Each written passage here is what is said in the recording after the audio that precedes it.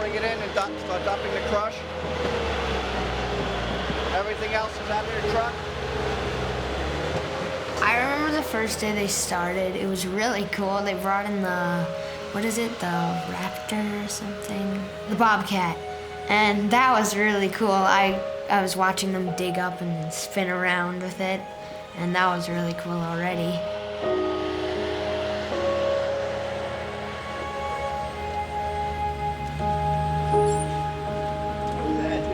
Wow.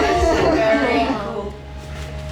So we'll have this hanging while the work is going on, so everybody knows why all the trucks and crews are out front. See, nobody can complain. No. And they'll really look bad. Yeah. So Gary was telling me you have some friends you want to invite over. Yeah. When we do the big reveal, when it's all complete and you can finally play on it. Yeah. How do you feel about having the media here? It's kind of fun. Yeah? Yeah.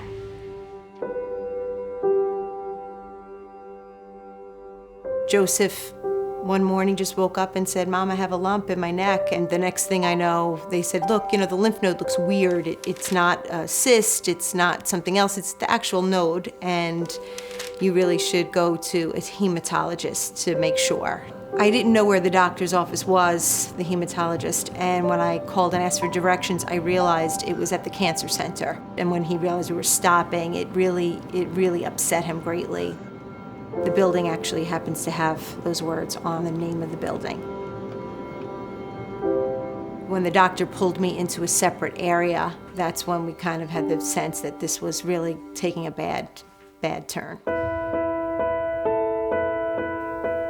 At the end of Joseph's first round of chemotherapy, a social worker approached us about Make-A-Wish, and she talked to both of us about it. I'll be honest, I was really not in a place to hear it. I remember thinking, please, he's not going to die, so he doesn't need a wish. His wish is, let's finish this and kill the cancer and move on. And I really wasn't in a place to hear it, but Tony really was. He heard it right away. He said, "This is really important. It will help him. It's really good for him to focus on something."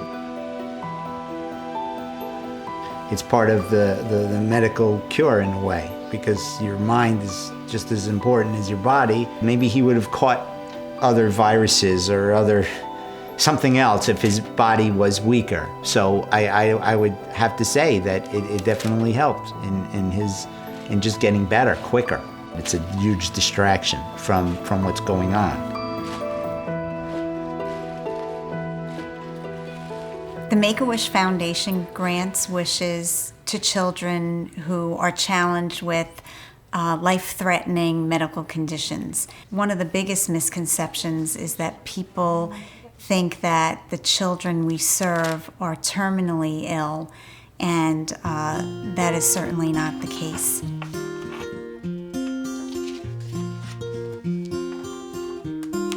Made an appointment to come up, to the house to see what it was all about. Oh, that's fantastic. It was about a young boy in Stony Brook that had, lymphoma, that was looking to have a basketball court put in his backyard. I think that the turning point was when he showed them the court, the courts that he built. And then they kind of now it was off to the races, because they didn't realize how nice it was going to be. And then they start running around. The two of them are running around and they're saying, "Oh, how about blue? How about orange? How about red?" And they start talking about all different colors. And it's blue and yellow. Yeah, maybe we're gonna do blue and yellow. He wants to send invitations to everybody. Oh, I like how you did it like a ticket. Yeah. Courtside seats at Joseph's house.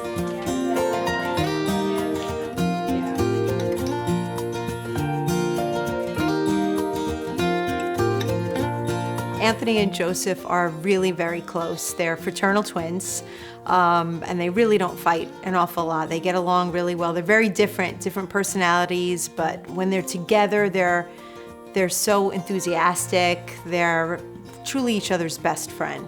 They know every player in the NBA and their statistics. They know college players. They know about women's basketball, college. So they're like fanatics. What are you reading? Mock draft, NBA. It's like what they project the picks. But this guy, number 1, he just broke his foot, so I don't think he's gonna go number 1 anymore. The NBA draft is taking place the day before we do the wish reveal. Shayna from National tells me that they had a donor offer them a draft NBA experience. There's a great possibility that Joseph will be attending the NBA draft. Oh my God. I just got the email. NBA draft. Given the NBA draft takes place the night before the reveal, we thought it would be a nice fit to potentially enhance Joseph's basketball wish. This is awesome!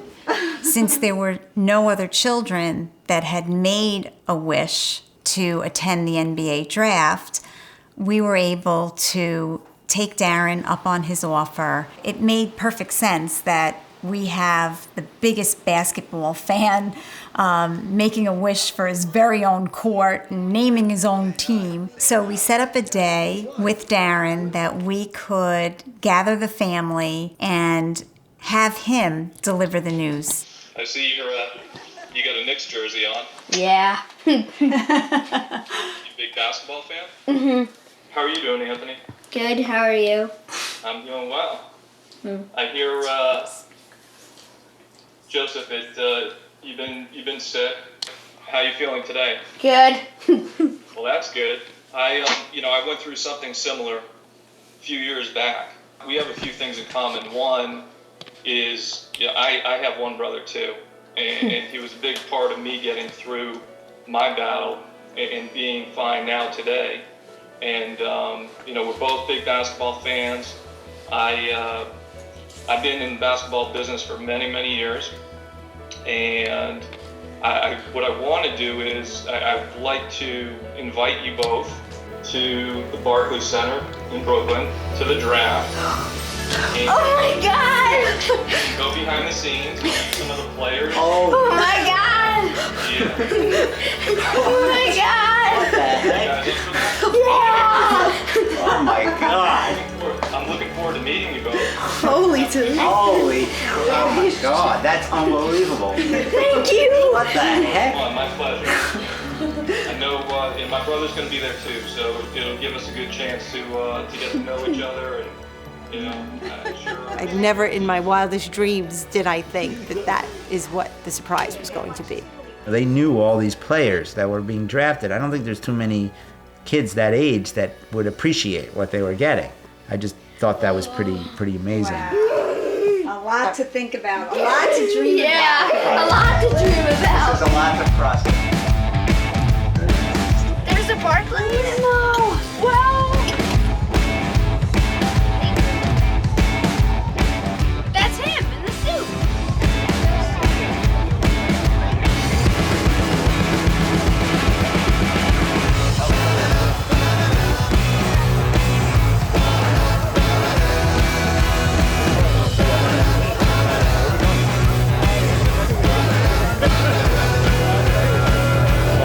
Okay, I got it. Joe, what's going on? We're taking pictures with Isaiah Thomas. Wait, let me see the picture of you and Isaiah Thomas. Holy crap. Kentucky's coach, John Calipari, came up to us. He's friends with most of the players, so He's like, Julius, come over here. So you guys are Kentucky fans? Yeah. Hey, Julius, you better take a picture, Joe. What games did you watch? Connecticut won. What? We lost. Did you watch any we won? Yeah, the Wichita State one. Oh my God. Yeah, I was like, yeah. That was great. and the next thing you know, James Young comes up to him. Kentucky fan. Here, give me that. I was just going to put that on the camera. It was very surreal. It was all filled with all of these athletes that were going to be, NBA superstars. So it was an experience that very few people are going to have. And then we went backstage to meet Adrian Payne. and he gave me a hug. He watched you on TV and all that stuff, and it was incredible. It was so he really awesome. wanted to meet you. Okay. Cool, man. You get a picture? When he wants to do something and he puts his mind to it, he just has a force. So he wanted him to follow him on Instagram. He said, can you follow me? You follow me on Instagram? Yeah. He said, take the phone. You put me on. I'll follow you, but can you do it? Joe took his phone, was plugging in things, gave it. He said, okay, we're all done. Did you type in my name when you're done? Yeah, type in his name. You follow me on Instagram.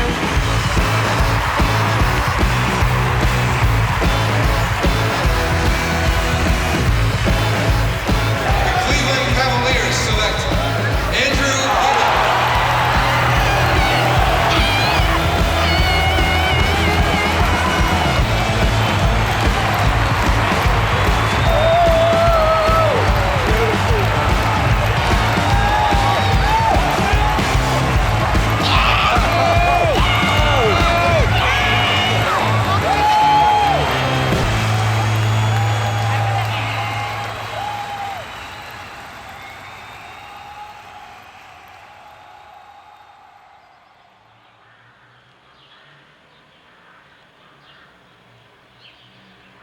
I wanted to give back to an organization that had touched my family. And so I reached out to Make-A-Wish and I began volunteering. And so it was about a year and a half. And I was serving on the board of directors, and I thought, how could I sit on this board and not really touch the mission? So I decided to go out on a wish and just observe the process.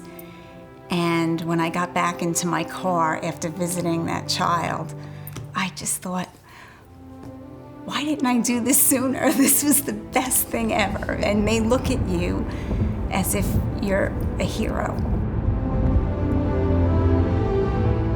This morning we're on our way to pick up the basketball uniforms that we ordered to surprise Joseph with. We had asked him if he had his own NBA team, what would he name it? And he came up with the name Blue Lightning. Working with the Make-A-Wish Foundation is a very emotional job. Most of the time, we are able to focus on the joy that we're bringing. But there are days where you think, oh gosh, I don't want to answer the phone today because we don't want to hear any bad news, and we want to forget that part of it. And thank goodness we have so many happy endings and joyful stories that kind of get us through. And even in a situation where a child is struggling, we try to focus on the fact that we're giving them something that's so important for them to share with their families.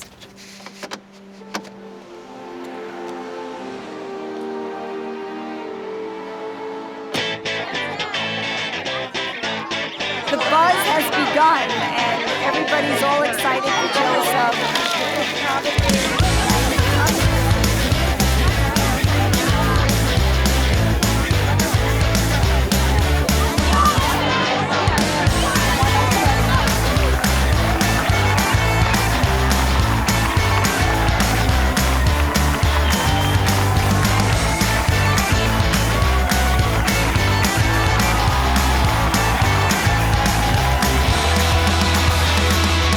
We just wanted to let you know that you're an inspiration. We know about the success of your treatment and your courage, and the fighting spirit that you've exhibited inspires us at St. John's. So that's why we're in the house. So I want to give you a high five on that and just congratulate you.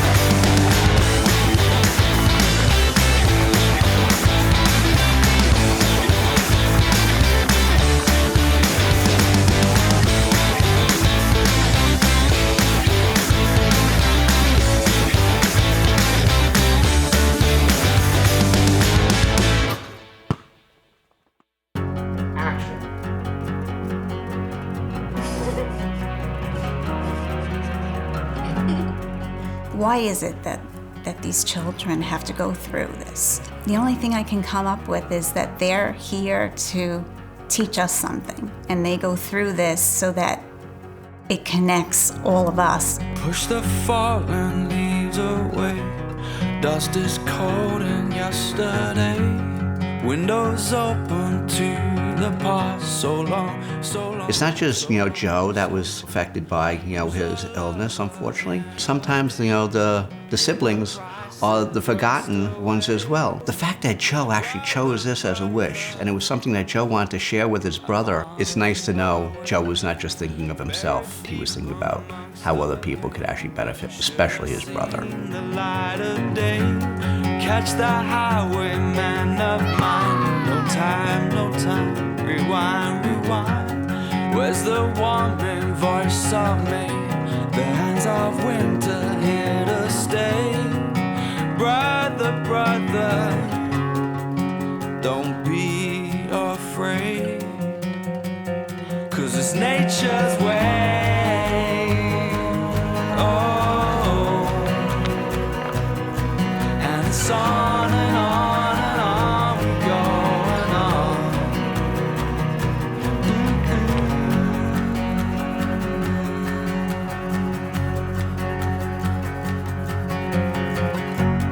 Push the boundaries back again. Cross the line we drew in vain. Losing consciousness alone. The hanging branches holding snow. Brother, brother,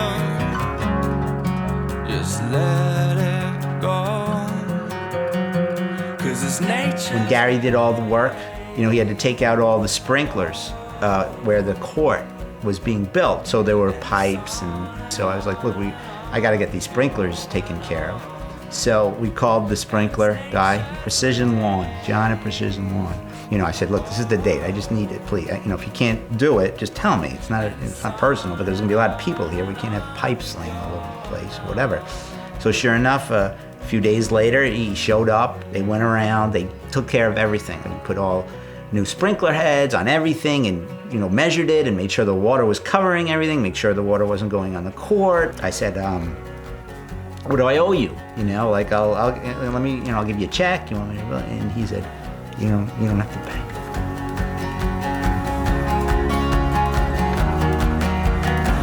All these people really care, and it's so humbling, and it's so overwhelming to think that people care that much, It's so touching. I can't even tell you how touching it is. And then to have it end with this fairy tale party gift extravaganza is like, it's unbelievable.